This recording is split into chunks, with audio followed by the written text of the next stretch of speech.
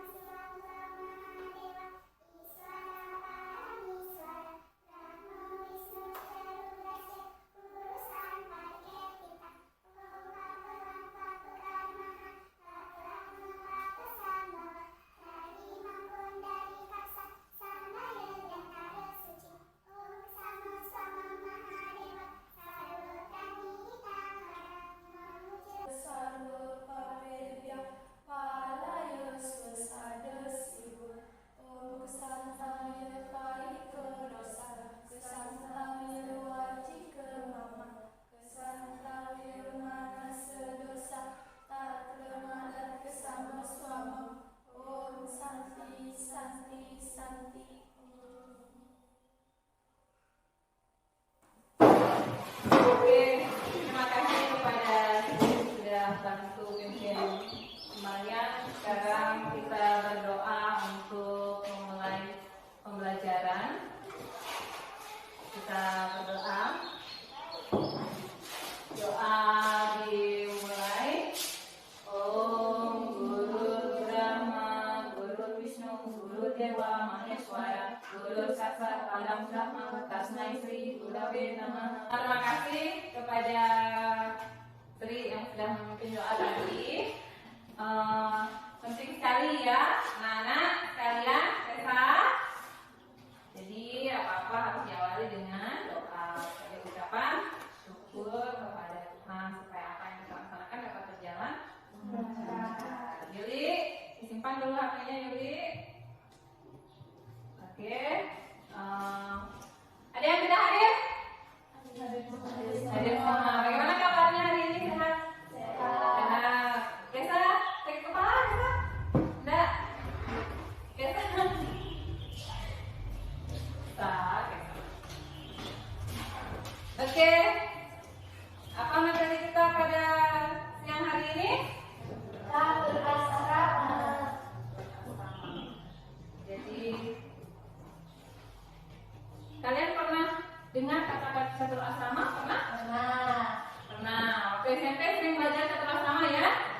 Sudah belajar, SD juga belajar, SMP juga belajar. Sekarang kita perdalam kembali, kita ulas kembali catur asrama.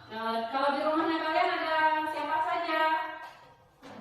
Ada orang tua, ada kakak, ada yang punya adik, ada adik ya. Jadi di rumah itu salah satu bagian dari catur asrama. Jenjang apa yang di rumah? Jenjang gere haste. Siapa yang disebut gere haste kalau di rumah? Ibu bapak. Ibu bapak orang tua ya. Desa paham desa? Jadi ada jenjang apa lagi kalau di rumah? Brahmacari. Siapa-siapa brahmacari? Jadi sekarang kita akan belajar tentang catur asrama. Ada 3 tujuan pembelajaran yang akan kita capai. Yang pertama yaitu siswa mampu memahami pengetahuan konseptual tentang ajaran catur asrama dan menyajikan ajaran ini dalam kehidupan. Nah, siswa terbiasa menghayati ajaran catur asrama sebagai tingkatan hidup dalam masyarakat. Siswa mampu mengamalkan pola hidup sesuai dengan tingkatan dan ranah yang diamanatkan dalam catur asrama. Sekarang kita akan lihat apa itu catur asrama. Siapa yang tahu? Apa itu catur asrama? 4 bidang kehidupan ya. Bentar. Catur itu artinya berapa kakak? Bukan 5, bukan? Bukan. 4 ya, catur ya. Catur itu 4 asrama. Apa artinya asrama? Asrama lapangan bisa ya, lapangan, tempat-tempat. Kalau kamu ngekos namanya asrama ya, asrama putra, asrama putri, kayak tempat kota ya. Jadi asrama itu artinya berjenjang kehidupan. Jadi catur asrama artinya 4 jenjang kehidupan. Apa-apa itu? Brahmacari, Grahasa, Wanaprastha, Sannyasi. Ya, sannyasi Brahmacari, Grihasta, Wanaprastha, dan sannyasi. Kalian sudah pintar semua ya. Kalau begitu kita lanjut di lagu-lagu. Sudah lihat ya lagu-lagunya ya. Ayo kita menyanyi dulu supaya kelasnya makin rapi. Baik, kita ya seperti lagu ada 5 ya. 1, 2, 3. Catur asrama itu dapat dengan kehidupan. Brahmacari, Grihasta, Wanaprastha, sannyasi. Brahmacari itu pelajar saya, Grihasta masa berumah tangga, Wanaprastha menjauhkan diri dari nafsu duniawi. Sannyasi tidak terikat pada dunia ini, hidupnya menyebarkan dharma untuk mencapai moksa. Oke, tepuk tangan. Brahmacari. Ini dia Brahmacari. Contohnya tuh ada gambar di situ tentang orang belajar ya. Brahmacari itu berasal dari bahasa Sanskerta, dari kata Brahma dan cari. Brahma itu artinya pengetahuan suci, cari artinya tingkah laku dalam mengejar ilmu pengetahuan. Dari mana ilmu pengetahuannya?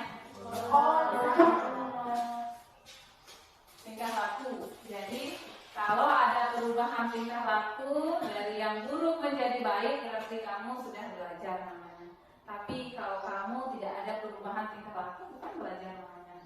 Ya kalian sudah sampai di S1, S2, S3, sampai S5 juga kalau tidak ada perubahan tingkah laku, tetap tidak belajar.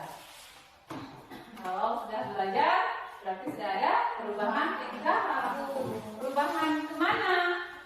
Ke yang baik.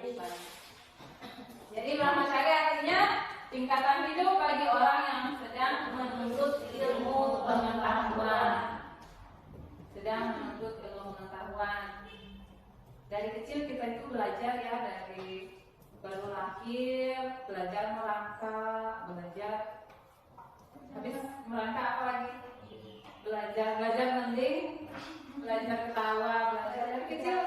Dari kita baru lahir kita belajar itu seumur hidup. Apa bahasa Jawanya? Apa? Long life education. Bahasa Inggris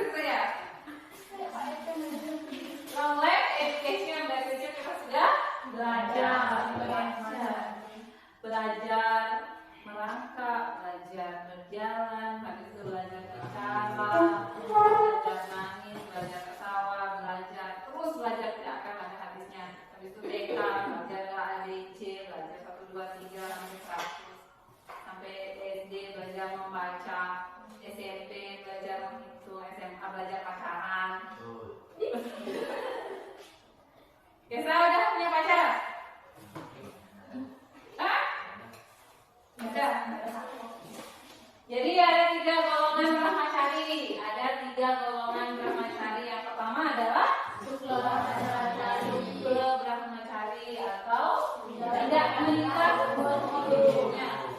Jadi orang yang tidak menikah seumur hidupnya itu bukan berarti dia tidak mampu, bukan karena dia impoten, bukan karena dia apa gitu.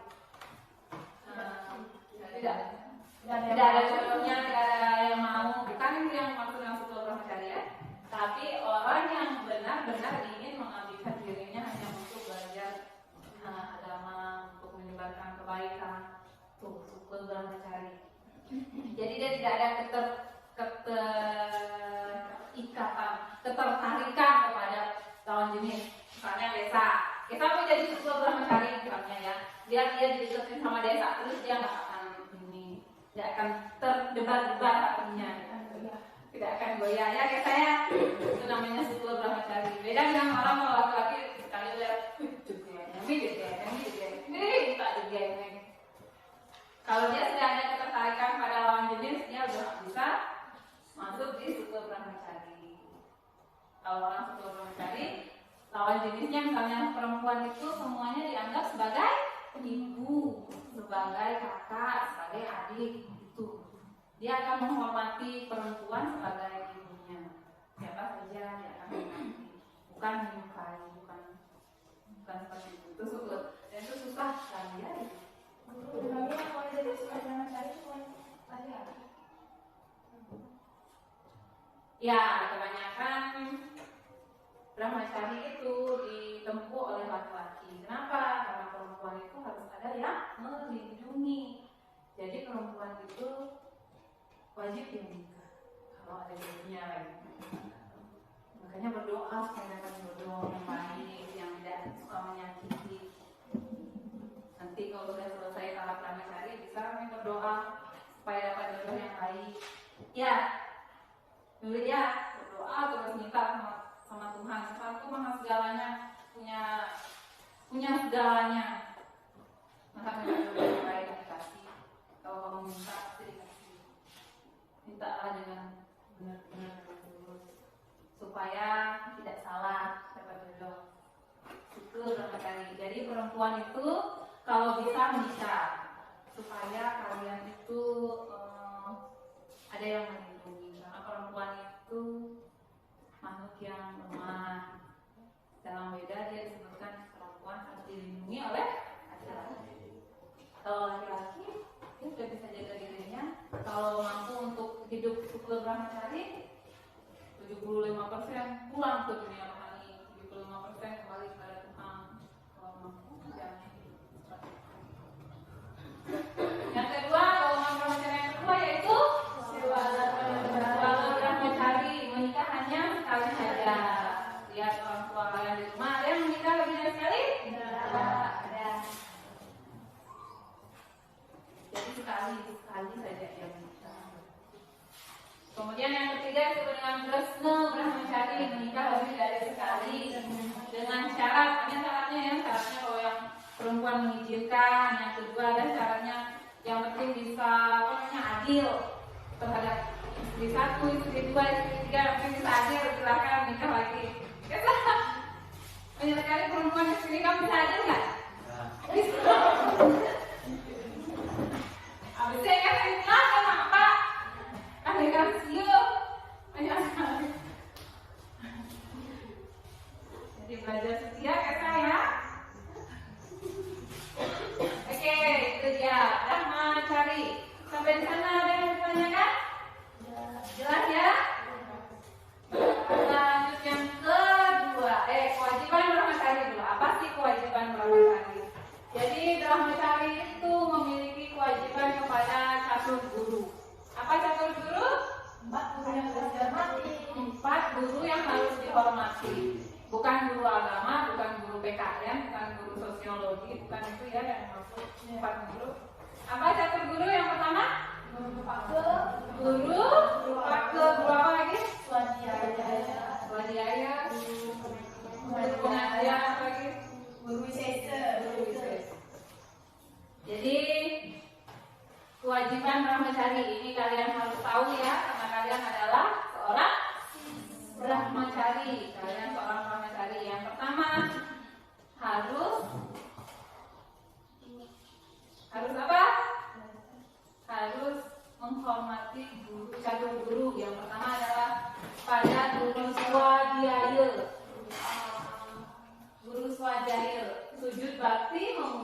yang wiser. Jadi ini ya ada gambarnya di sini yang disebut dengan guru swadhyaya nih gambar. Kemudian guru pake. Guru pake orang tua. Siapa yang tidak hormat pada orang tuanya di sini? Siapa yang tidak hormat pada orang tuanya? Hormat tak? Jadi sayangi orang tua selama beliau masih hidup. Jangan mani memaki malah pengelingin, tak pikir siu-liu, bersengidang orang tua kau sudah. Jadi sekarang selama orang tua masih ada, masih hidup, sayangi, hormati. Kenapa harus hormat kepada orang tua? Kenapa? Kenapa harus? Karena orang tua yang akan kita beri bagus. Bagus sekali. Esa, kenapa harus hormat kepada orang tua, Esa? Tadi, kenapa? Karena orang tua yang melahirkan. Jadi kita semuanya harus hormat kepada orang tua karena seorang anak itu memiliki 3 hutang kepada orang tua. Yang pertama adalah sarira, kemudian anadata, yang ketiga adalah pranadata, hutang badan, hutang budi, dan hutang jiwa. Ini tidak akan bisa kamu bayar. Semiliar-miliar uang pun yang kamu punya akan membayar hutang kepada orang tua tidak bisa. Tidak bisa dibayar dengan apapun. Hutang badan bisa dibeli badannya dengan uang? Tidak. Hutang budi bisa dibayar? Tidak. Hutang jiwa juga seperti itu ya. Jadi karena orang tua itu memberikan 3 ini kepada anaknya, makanya kita wajib untuk menghormati, untuk menjaga, untuk menyayangi, mengasihi orang tua yang ada di rumah. Jangan dimarah-marahin ya, saya. Apa kau nak? Apa kau? Dan saya, nih, Ririn, sayangi ya orang tuanya ya. Pernah dicium orang tuanya? Nah, Desa, pernah cium mamanya?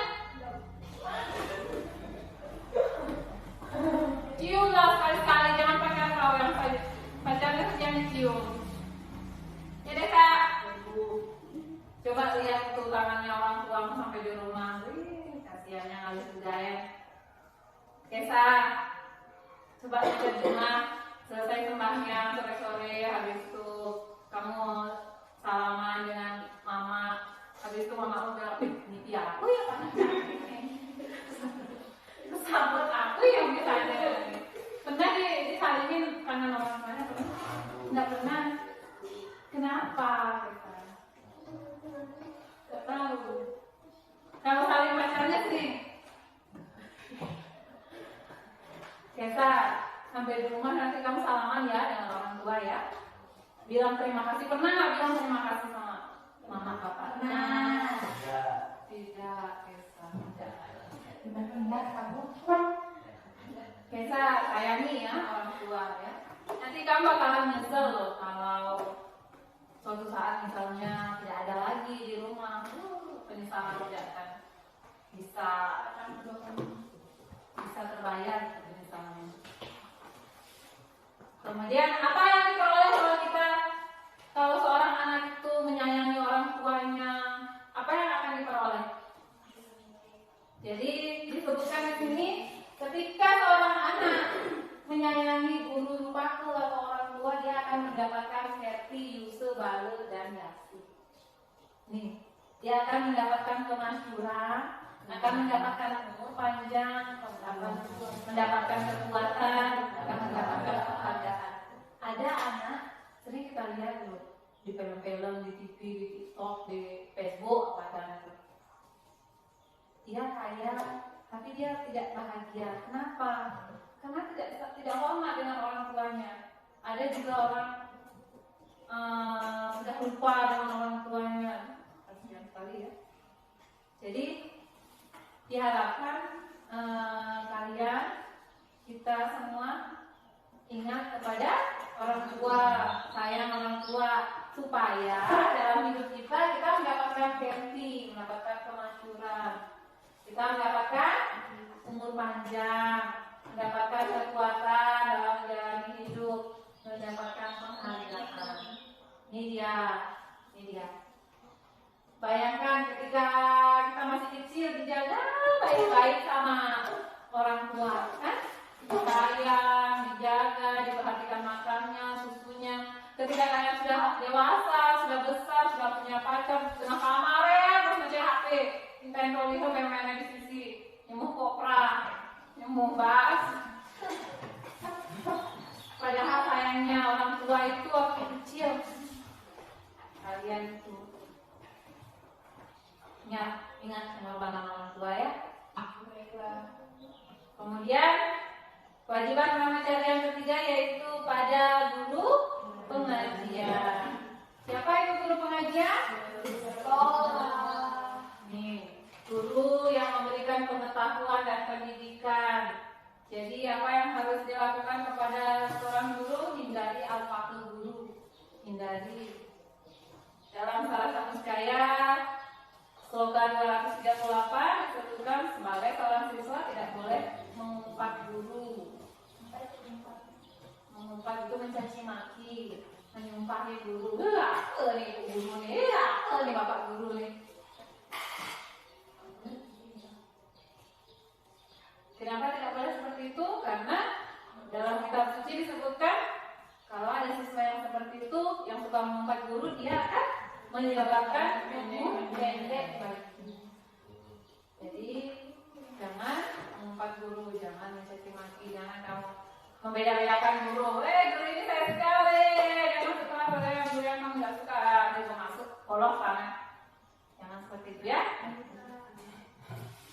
Nih, kemudian guru yang keempat, guru yang keempat adalah guru disese atau pemerintah. Jadi dalam pemerintah kita harus menjunjung tinggi martabat bangsa, negara dan pemerintahannya. Misalnya kalau kalian sudah grehase, kewajiban sebagai seorang grehase kepada pemerintah misalnya apa? Membayar pajak. Misalnya kalau pada pemerintah taat aturan, atau ke sekolah pakai taat aturan itu pada pemerintah namanya. Jangan ugal-ugalan di jalan. Itu bukan jalan nenek moyang kau. Tak? Nggak pernah nenek moyangnya di jalan kan? Makanya udah dibikinin jalan, digunakan dengan baik, jangan ugal-ugalan di jalan. Seperti itu. Nah, sampai di terakhir tadi ada yang mau ditanyakan? Jelas?